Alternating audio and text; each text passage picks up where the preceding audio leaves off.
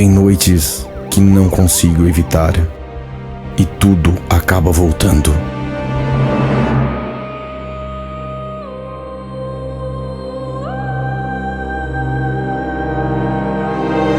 Lembro do fogo que crescia na escuridão da noite, das crianças indefesas diante do terror, do desespero, do medo. Lembro do esforço, da luta. Lembro da esperança, da coragem, da força.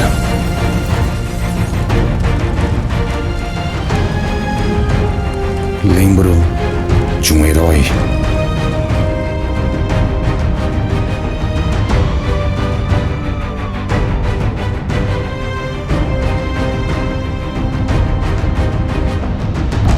De certa forma, nunca mais foi o mesmo.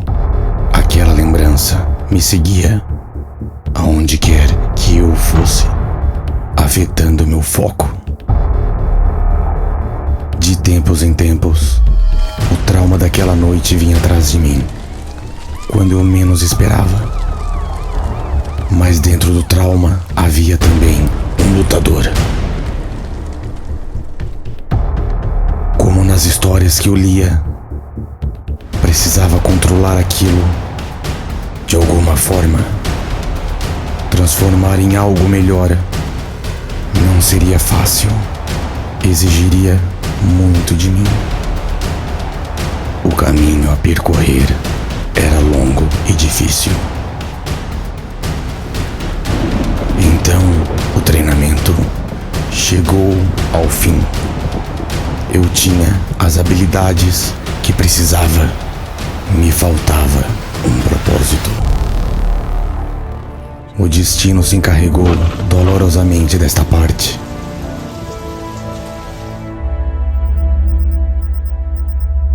E naquele momento, sem pensar direito, eu fiz uma promessa ao meu pai.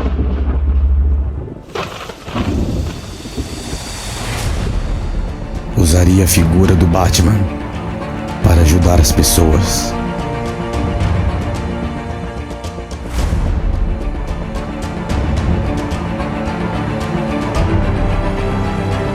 Hoje, visto o manto do morcego e uso a minha história para levar coragem a quem dela necessitar.